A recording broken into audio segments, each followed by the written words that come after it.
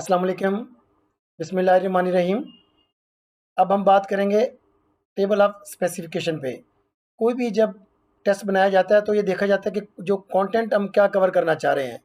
फ़र्ज़ करें हमने 10 चैप्टर पढ़ाए हैं अपने स्टूडेंट्स को, तो ये देखने के लिए कि हमने कितने कॉन्सेप्ट्स को और कितने चैप्टर्स को कवर करना है, तो टेबल ऑफ स्पेसिफ़िकेशन बहुत इम्पोर्टेंट है टेस्ट को हम बनाते हुए कि कितने आइटम हमने किस-किस कॉन्सेप्ट में से लेने हैं। तो इसी को हम डिस्कस करते हैं टेबल ऑफ स्पेसिफ़िकेशन को। Making a table of specifications. The table of specification is the design or blueprint that serve as a guide to the test constructor in ensuring a valid, reliable and objective test. यानी कि एक ऐसा test बनाया जाए जो valid भी हो, reliable भी हो और बामकसद भी हो. Through such a device, we are in a better position to assure a fair and just measurement of the outcome of instruction enunciated in our curriculum guides. जो हमने चीज़ें उनको पढ़ाई हैं, कुरिकुलम हमने पढ़ाया है, उनकी जो असेसमेंट करने के लिए हम फेयर असेसमेंट कर सकें। फ़र्ज़ करें कि हमने उनको 10 चैप्टर्स तक हमने पढ़ाया है, तो हमारा जो टेबल ऑफ स्पेसिफ़िकेशन होगा, उन पहले 10 चैप्टर्स ही कवर करेगा। ये ना हो कि हमने 10 चैप्टर पढ़ा के अपने 11वाँ, 12वाँ, 13वाँ चैप्टर्स को भी इसमें ऐड कर लें। यानी जो चीज़ें हमने स्टूडेंट्स को पढ़ाई नहीं, तो हम अपने टेस्ट में वो ऐड नहीं कर सकते। फिर के advantage of the use of such a device is that it ensures an adequate coverage of instructional objectives. तो सबसे बड़ा फ़ायदा है कि जो आपके इंस्ट्रक्शनल ऑब्जेक्टिव्स हैं वो कवर होते हैं and content taken up with in a certain prescribed time frame से वन एकेडमिक क्वार्टर। तो एक क्वार्टर में कितना यानी कि उसने हमने जो उनको पढ़ाया उसको हम चेक करना चाह रहे हैं। तो टेबल ऑफ स्पेसिफिकेशन हमें एक राइट ट्रैक पे रखता है कि किस तरह हमने तमाम चीज़ों को कवर करना है, कोई चीज़ कोई कंसेप्ट हमारा मिसिंग ना हो। Provide a systematic procedure for determining a representative sample of expected learner behavior gains in each of the areas to be measured. मकसद ये है कि अगर हमने 10 चैप्टर पढ़ाए हैं तो हमारे क्वेश्चन 10 चैप्टर से रिलेटेड हों। ये ना हो कि हम पहले 4 चैप्टर से सारे सवालात बना लें और अगले 6 चैप्टर्स हमारे अनकवर्ड रह जाएँ, या हम सारे सवालात अगले लास्ट 4 चैप्टर्स पे बना लें और पहले 6 चैप्टर्स हमारे अनकवर्ड रह जाएँ। तो ये बैलेंस्ड एक रिप्रेजेंटेटिव सैंपल आता है, ये तमाम कोर्स कवर करता है हमारा ये table of specification. Another advantage is that it enables to the test constructor to determine which of the different TPOs covered within a period need to be given emphasis and which could be glossed over. The balance of the test can be given to the wants or enrichment matter meant to challenge the most advanced students and will serve as a basis for determining honors and distinctions.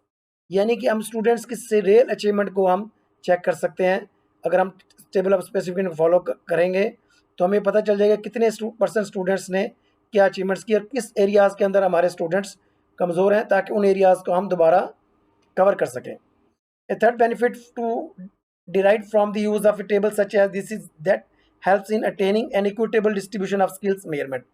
तो हमें जो different skills हैं उनकी जो हम measurement करते हैं तो इक्विटेबल डिस्ट्रीब्यूशन आ जाती है कि किस स्किल्स के अंदर हमारे स्टूडेंट्स ने क्या अचीवमेंट की है। For the purpose of testing, cognitive skills can be categorized into the following: remembering, which is defined as the ability to simply recall previously learned information, facts, ideas and principles। कि हमने उनके जो ideas हैं, जो principles उनको पढ़ाए हैं, तो सिंपली क्या करते हैं, उसको रिकॉल करते हैं। फिर आ जाती है कंप्रीहेंडिंग की बात, defined as the ability to restate और इंटरप्रेट प्रीवियसली लर्न इन्फॉर्मेशन। ये आपने ग्रेजुएशन में भी देखा होगा कि एक पैराग्राफ दे दिया जाता था, फिर उससे डिफरेंट कुछ सवाल आते जो स्टूडेंट्स ने अपने अल्फाज में कंप्रीहेंशन के बाद लिखने होते थे, ठीक है, अखज़ करके चीज़ें वहाँ से।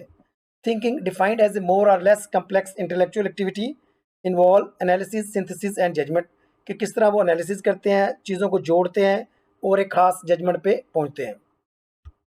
तो यहाँ पे एक सिंप्लीफाइड टेबल ऑफ स्पेसिफिकेशन है for a test in science.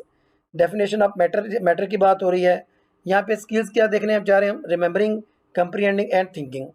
3 forms of matter, change in matter. तो हमारे सबसे पहले हमने मैटर को देखा, फिर उनकी फॉर्म्स को और उसकी चेंज को। तो यहाँ पे टेबल ऑफ स्पेसिफिकेशन का एक फॉर्मेट है जिसके में आप देख सकते हैं कि instruction objective, content, skills, concepts, type of test item, number of item, item number, scores, count, percentage. ठीक है। लास्ट में ये चीज़ों को क्या क्या क्या चीज़ें हम यहाँ पे कर रहे हैं, कंप्रीहेंशन कर रहे हैं, analysis application, comprehension analysis application, और इसमें ट्रू फॉल्स है, मल्टीपल चॉइस क्वेश्चंस हैं और प्रॉब्लम सॉल्विंग है। यानी कि डिफरेंट चीज़ों को करके इकट्ठा कर दिया जाता है। और यहाँ पे आप समरी देख लें, ट्रू और फॉल्स 6 नंबर्स 1 6 पॉइंट्स, ठीक है। और नीचे multiple choice 2 numbers 2 points 4 points, 2 number 5 points 10 points. तो यहाँ पे उनको पॉइंट्स में भी तकसीम कर दी गई कि किस तरह हमने अपने सवालात की जो स्कोरिंग की डिस्ट्रीब्यूशन करनी है।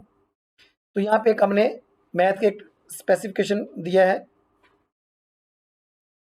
Following is a brief description of each of the column heading in this format. इस फॉर्मेट की जो डिस्क्रिप्शन है उसको हम बयान करते हैं। सबसे पहले ऑब्जेक्टिव है, this portion correspond to the minimum objective set for the academic period. Skill आ जाते हैं, this column will include the specific skills corresponding to the objectives. These could fall under the broader heading of remembering, understanding and thinking. Type of test item, this will indicate the particular test item type to be used. Objective होगा, essay होगा, and if objective the specific form, completion है, matching है, multiple choice questions वगैरह। Number of item, कितने items किसके लिए रखे जाएंगे और कितने उसका स्कोर रखा जाएगा। फिर आइटम नंबर है, this indicates the number of sequence of the item type as it will appear in the final form of the test 1 number 9। Score count percentage last में हम इसकी फिर परसेंटेज निकाल लेते हैं। Thank you for listening, have a good day, wishing you all the best students. तो मिलते हैं इंशाल्लाह आपसे नेक्स्ट सेशन में। उस वक्त तक अपना फीडबैक ज़रूर दीजिएगा, कमेंट कीजिएगा और चैनल को ज़रूर सब्सक्राइब कीजिएगा। मिलते हैं इंशाल्लाह आपसे नेक्स्ट सेशन में। अल्लाह हाफिज़।